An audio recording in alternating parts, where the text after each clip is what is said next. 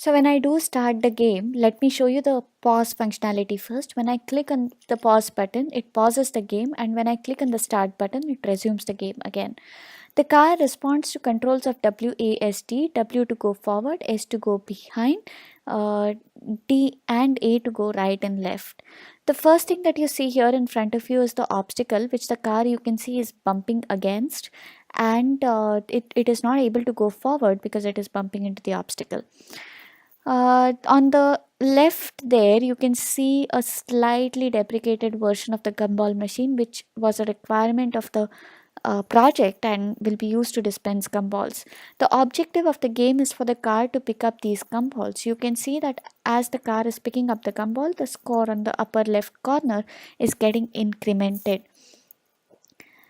Uh, this is another type of obstacle, and when you go back to the gumball machine, you can see that the gumball machine is dispensing the number of gumballs that the car has picked up. So you can see two gumballs which the gumball machine has dispensed for the two gumballs that the car has picked up. So now when you go back and pick up the other gumballs, we are heading towards a game ending mode. Again, the car is hitting an obstacle and can't move forward.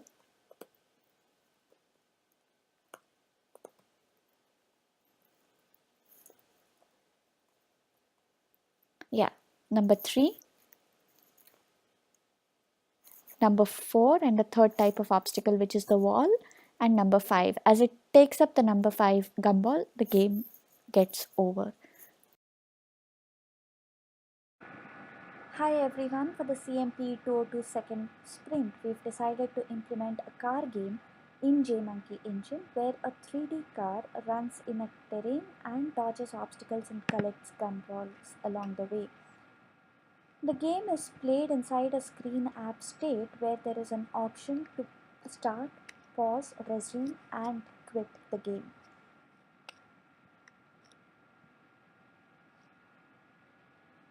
There are 5 components to this game. There is a car, there are obstacles, there are gumballs, there is a terrain, and there is a state screen. Each of these is implemented in a different pattern. Let's look at what patterns we have implemented for these games.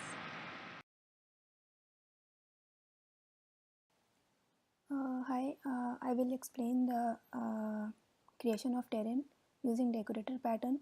So this is the iTerrain interface, which is actually the component interface part of a decorator pattern, and this basic terrain is the concrete component part on the top of which we can apply the decorators, and these are the two decorators, grass terrain and road terrain, which we have applied on the top of basic terrain. So we'll see how it looks in the game.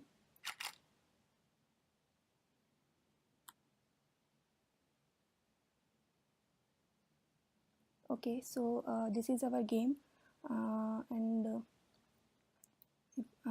I see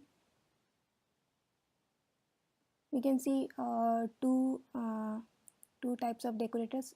Decorators, one is road, and here we can see the grass one. So if we run the car,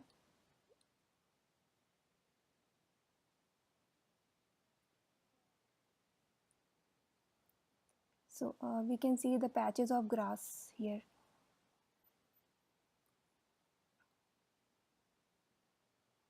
And again the road.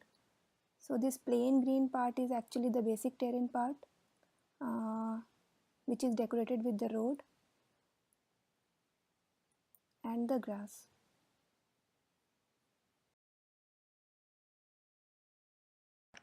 Okay, so the class diagram for the factory pattern is very simple. The obstacles are generated as per the factory pattern. There are 3 kinds of obstacles. One is a human, one is a brick wall, and one is a textured obstacle, which is a shaped sort of sphere. So there is an obstacle interface which is implemented by the textured obstacles, brick wall, and animation, and there is an obstacle factory which actually creates the obstacle. And that's a very simple implementation of the factory pattern for obstacles.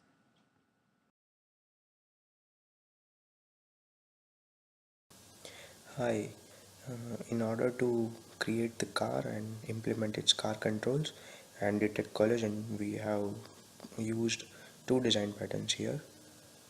First one is a singleton design pattern where we are for creating car we are using singleton design pattern. We have created a private constructor of this class gameplay app state, which is responsible to create the car object, and we have provided a static method that gives you the object of this class.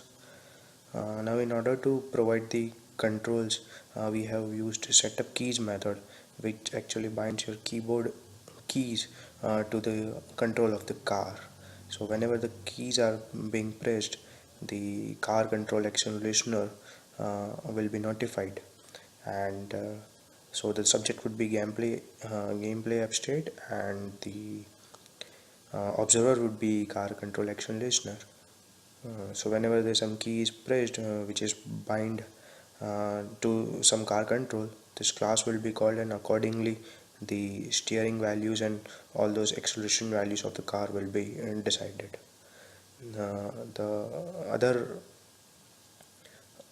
we have also implemented another observer pattern for collision detection. So the objective of the car is to uh, pick up the gumball.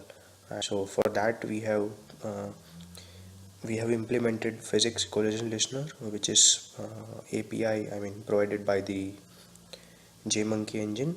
So instead of creating our custom action listener, we have directly implemented this interface into gameplay abstract. So you can see that arrow going towards it.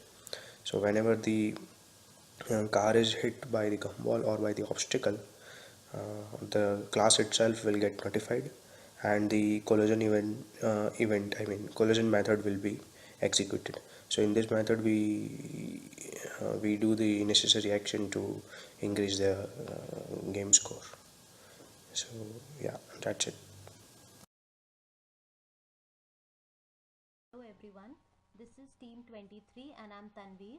My responsibilities include creating Nifty screen, handling start, pause and quit functionality, game score update and integration of game into the panel of the Nifty screen. I have implemented Nifty screen using state pattern. There are 3 states in the game: start screen app state, gameplay app state and game over app state. So let's have a look at how the game runs and how it switches from one state to the other. So this is the start screen app state, which contains the button such as start, resume and quit. When you press start, it switches to the gameplay app state. So this is where the game loads into the HUD screen. When you this is the terrain which has the obstacles, the gumballs and the car. When you hit against the obstacle, nothing happens, no updation in the score. But when you hit against a gumball, you can see that the gumball disappears and the score gets increased by 1. So this is where the score gets incremented and displayed. Now let me show you how the pause functionality works. When you press pause, the game pauses and switches the screen from gameplay app state to start screen app state. Now pressing the resume button will take it back to the exact same location where you had pressed the pause button, and it gets back to the gameplay app state, but the score is retained to the same.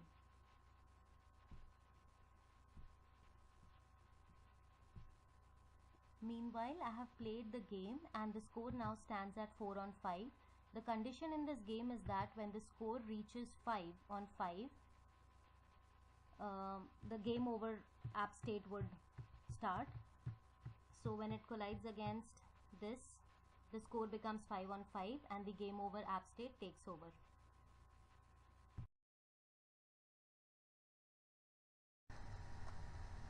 Hi, I'm Ganesh. I have implemented strategy pattern. So this is the class diagram of the pattern which I have implemented. The situation where I have used this pattern is placing the gumballs of different colors and interchanging the color of the gumballs whenever required. So if you let, I have made three classes, concrete blue, concrete red and concrete pink, as three strategies. Each consists of a method called getColor, which returns its specific respective color. So here is the context strategy class, which has an instance of this interface, and it also consists of a method called change strategy, where I can pass the instance of the strategy interface and can change the strategy, that is color, in this scenario.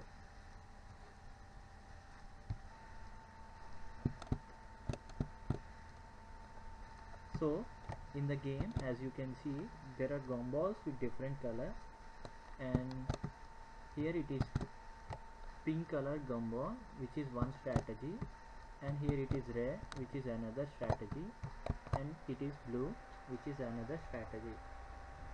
So if I want to add another color, I would add a strategy and switch to that strategy whenever required.